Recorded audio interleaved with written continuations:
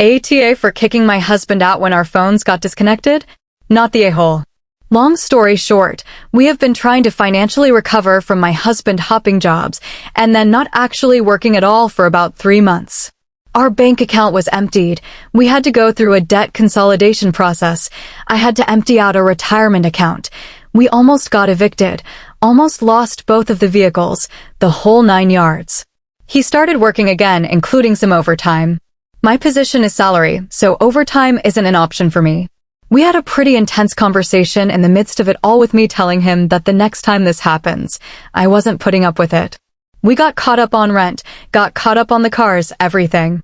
But then he started calling out of work again. And then he changed his shift, which someone had him out of work for almost 2 weeks.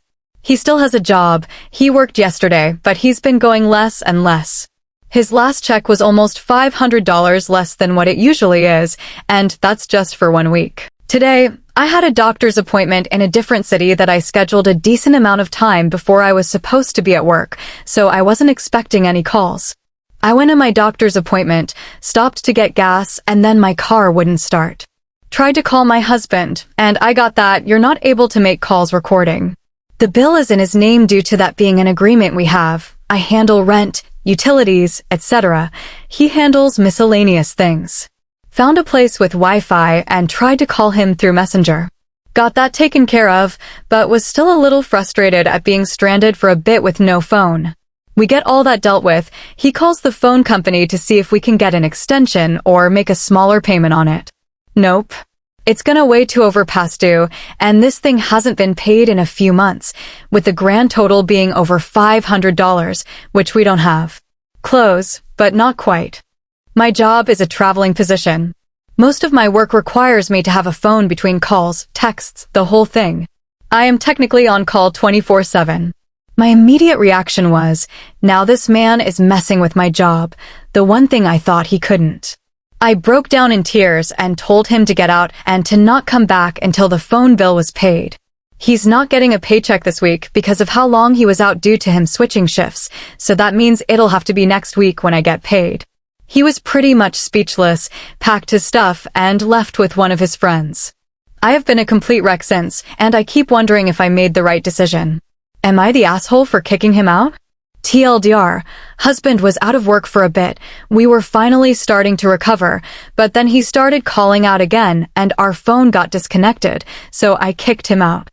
TLDR, husband was out of work for a bit. We were finally starting to recover, but then he started calling out again and our phone got disconnected, so I kicked him out. Update. I'm sorry I'm not able to respond to everyone. I'm trying to get caught back up on the work I missed today.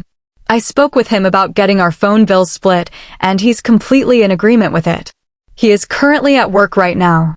I do thank you all for the input and advice, and even the suggestions for how I can help support myself or him better, whether that be the responses of getting a divorce or trying to listen to him more. I do have a different bank account set up that I was already just starting to put a little bit at a time in. We're talking like $50 at a time. But I think I'm going to start moving more over just in case and have my phone and my car switched to coming out of that instead. For the people who have mentioned therapy, I currently do go to therapy once a month that's covered by my insurance. He went once and never went back. The idea of couples counseling has been mentioned before, but to me, I really don't want to invest time and money into something that's going to be a moot point if he can't work on himself. We also did try couples therapy a few years ago, and he was completely unresponsive.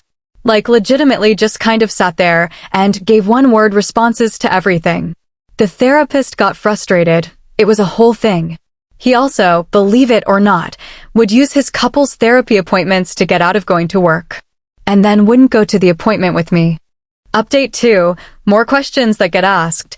Yes, my work does have a $100 a month stipend for phones.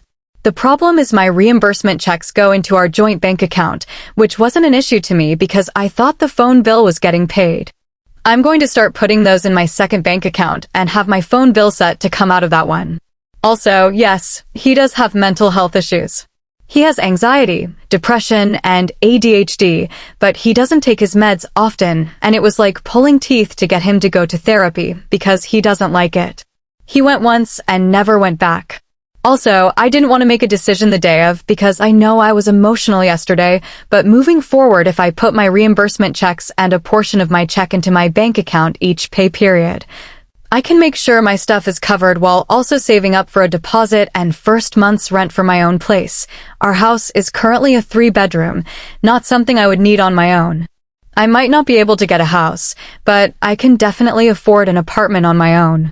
Our lease is up in December for this house.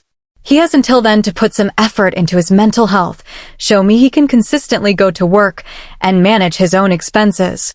If not, deuces. Kia yi story mukkamul hai?